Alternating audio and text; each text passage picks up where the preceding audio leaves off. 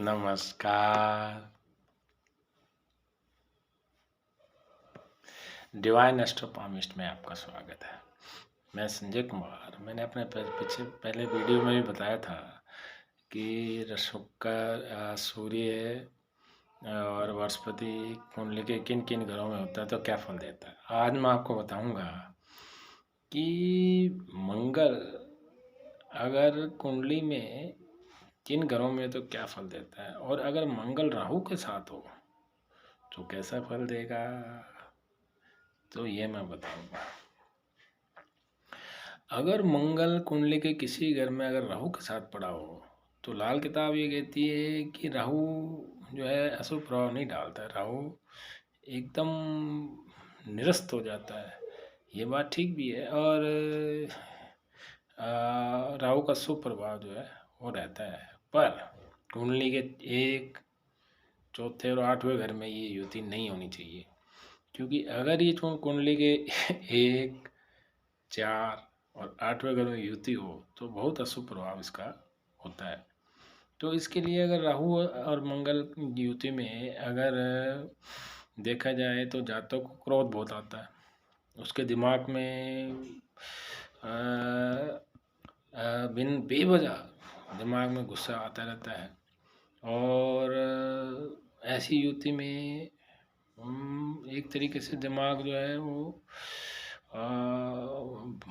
एक तरीके से दिमाग पे बोझ रहता है। तो अगर ये युति किसी के अगर ये युति कुंडली के किसी भी घर में हो, जातक हो या जातिका, जिसकी भी अगर जातिका या किसी के जातक जिसकी भी कुंडली में हो, उसको एक तो मशीनों के जो काम कारोबार होते हैं उससे फ़ायदा होता है। तो मशीनों से रिलेटेड कोई भी कार्य करेगा जैसा जातक, तो वो उत्तम काम माना जाता है। जिसमें कोई चीज़ की प्रोडक्शन होती है तो ऐसा कार्य जिसको हम व्यापार बिजनेस कहते हैं, तो ऐसी युति में बिजनेस जो है, मशीनी बिजनेस जो है बहुत फ़ायदेमंद रहता है। और ऐसे जातकों को मिलिट्री में भी देखा गया है। तो मिलिट्री का काम कारोबार या मिलिट्री से रिलेटेड जैसे कोई भी प्रोडक्शन होता है, जो मिलिट्री के काम आने वाली चीज़ें हैं, वो भी राहु और मंगल की युति में ऐसे काम भी श्रेष्ठ रहते हैं। अब इस युति में कहते हैं कि जातक की शादी में बहुत प्रॉब्लम आती है। शादी में बहुत से विरोध का सामना करना पड़ता है। कुछ हद तक ये बात ठीक भी है, नहीं भी है, पर अगर जातक डिटरमाइंड हो और ठान ले तो शादी में उसके आई अड़चने दूर हो जाती है। और ये भी कहा जाता है कि इस युति में संतान जो है वो बहुत कम जन्म लेती है, पर ऐसा नहीं है।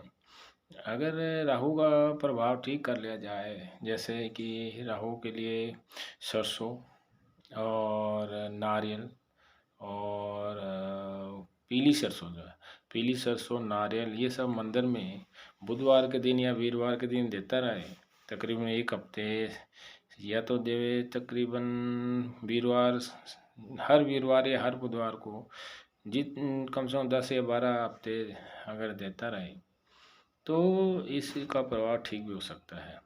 तो ये ऐसे है। और इस युति में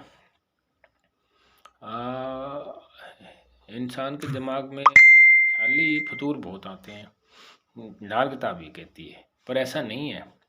दिमाग में फितूर बिल्कुल नहीं आते हैं।